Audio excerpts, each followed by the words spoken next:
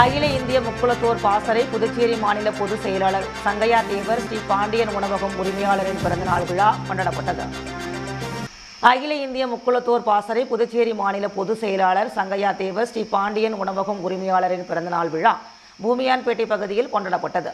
இதில் 50க்கும் மேற்பட்ட மக்களுக்கு உணவு வழங்கப்பட்டது. மற்றும் அகில இந்திய முக்குளத்தோர் பாசறை தலைவர் மீன் சுருட்டி விஜி சிற்றரசு தேவர் தொலைபேசி வாயிலாக சங்கையா தேவரை வாழ்த்தினார்.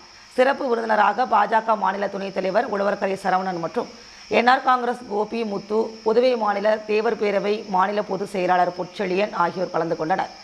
மேலும் அகில இந்திய முக்குளத்தோர் பாசறை புதுச்சேரி மாநில தலைவர் ராம்குமார், புதுச்சேரி மாநில இளைஞரணி தலைவர் சின்னராஜ், சக்திவேல், முக்கிய நிர்வாகிகள் அனைவரும் கலந்து கொண்டனர். அகில இந்திய முக்குளத்தோர் பாசறை புதுச்சேரி மாநில பொருளாளர் அழகர் தேவர் தலைமையில் இந்த பிறந்தநாள் விழா மிக சிறப்பாக வழிநடத்தப்பட்டது.